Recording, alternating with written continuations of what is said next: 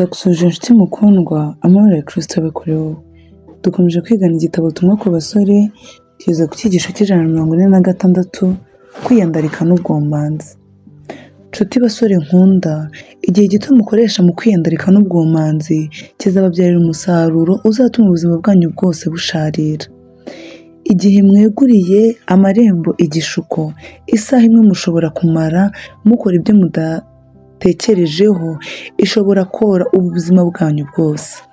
Igihe bibayeho ko urengera maze ukarenga urugero ndetse n'urugaba rwateganyijwe, ntabwo ushobora namba gusubira inyuma ngo ukosore amakosa yawe.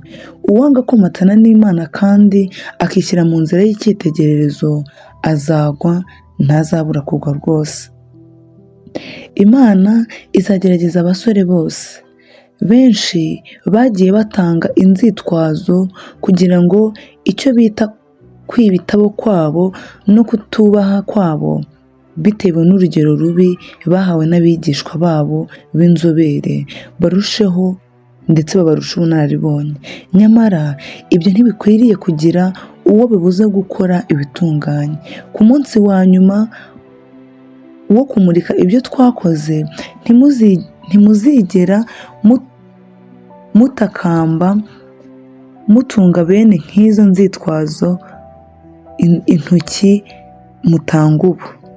Muzacirwaho iteka nta kubogama bitewe n'uko mwari muzi inzira ariko ntimwemerera kuyigenderamo. Igishuko. Satani umushukanyi gica yihindura marayika w'umucyo, nuko asanga urubyiruko azanye ibishuko bye bibareshyeshya maze akagera ku ntego ye yo kubagirira nabi neruto neruto, akabakura mu nzira yabo. Satani avugwa ko arengana, akaba umushukanyi, umubeshyi, umugome n'umwicanyi.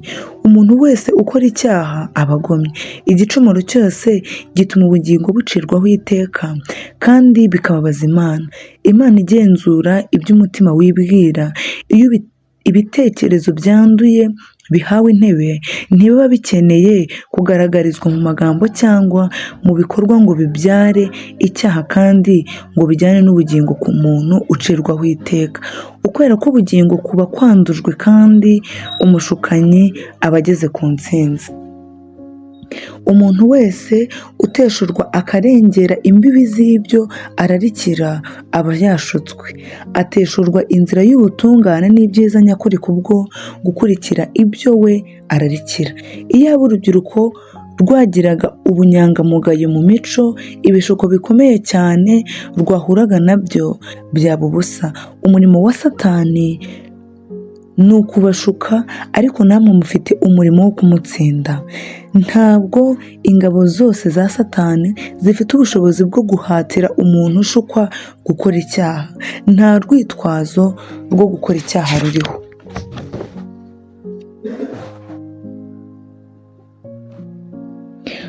Mu gihe bamwe mu rubyiruko bapfusha ubusa imbaraga zabo mu bwibone n'ubupfapfa, abandi baba batoza neza intekerezo zabo, bibikira ubuhamya, bagakenyera intwaro kugira ngo binjire mu ntambara y'ubugingo biyemeje kuyitsinda. Nyamara uko bagerageza kurira bajya hejuru cyane, ntibashobora kugera ku ntsinzi mu buzima keretse gusa urukundo rwabo barwerekeje ku Mana. Niba bahindura Uwiteka bakamuhindukirira n'umutima wabo wose, bakirengagiza amagambo ashyeshya y'abagerageza kubabwiza imigambi yawo gukora ibyiza, bazagira imbaraga z'ibyiringiro mu Mana. Kwishimisha mu bupfapfa si ibyishimo nyakuri.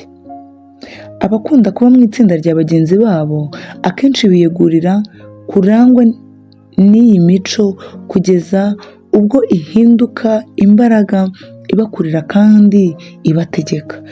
Kwambara, gusura abantu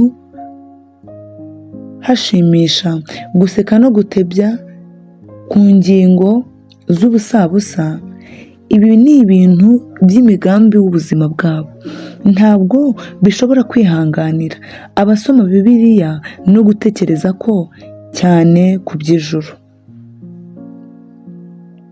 Usanga bumiwe bafite agahinda uretse gusa igihe hari ikintu cyo kubakangura. Nta mbaraga bafite muri ubwo buzima bwo kwishimisha, ahubwo umunezero wabo bawukesha kuba mu itsinda ry'urundi rubyiruko rudatekereza kandi rutagira amakenga nkabo ubwabo. Imbaraga zagombye gukoreshwa mu migambi y'icyubahiro bazikoresha mu by'ubupfapfa. Umusore ushimishwa kandi akanezezwa no gusoma ijambo ry'Imana ndetse agashimishwa n'isaha yo gusenga, ahora ahemburwa n'imigezi ituruka ku isoko y'ubugingo. Bene uwo azagera ku rwego ruhanitse n'imico mbonera y'agahebuzo ndetse n'ibitekerezo byagutse abandi badashobora gusobanukirwa. Gusabana n'Imana bitera kugira ibitekerezo byiza, imigambi itunganye, kumva ukuri neza ndetse n'imigambi ihanitse y'ibyo akora. Abomatanya ubugingo bwabo n'Imana muri ubwo buryo ibafata nk'abahungu n'abakobwa bayo, bahora bisingira urugero rwo hejuru biruseho, bakarushaho gusobanukirwa Imana n'iby'iteka ryose kugeza ubwo Uwiteka abagirira imiyoboro y'umucyo n'ubwenge bigezwa ku isi. Ababa muri Yesu bazagira umunezero, bagubwe neza mu mutima kandi bishimire mu Mana. Ubugwaneza buzarangwa n'ijwi ryabo, kandi kubaha iby'umwuka n'iby'iteka ryose bizabagaragaza mu bikorwa byabo, mu ndirimbo zabo ndetse n'indirimbo z'ibyishimo izasohoka mu kanwa kabo, kuko izaba iturutse ku ntebe y'ubwami bw'Imana. Ubu ni ubwiru bw'Imana budapfa gusobanurwa, ariko butabura uwo bugeraho ngo abwumve kandi abwishimire. Umutima unangiye kandi wigomeka ushobora gukinga inzugi zagombye kunyuramo ibyiza byose binejeje biva ku buntu bw'Imana ndetse n'ibyishimo byose biva mu mwuka wera. Ariko inzira y'ubwenge ni inzira z'ibyishimo, kandi inzira zabwo zose ni iz'amahoro.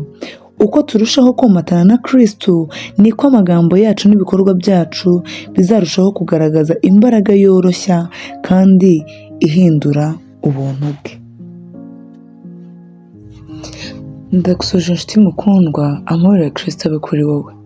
Dukomeje kwiga igitabo Ubutumwa ku basore, tugeze ku cyigisho cy'147, abashyitsi batubaha Imana.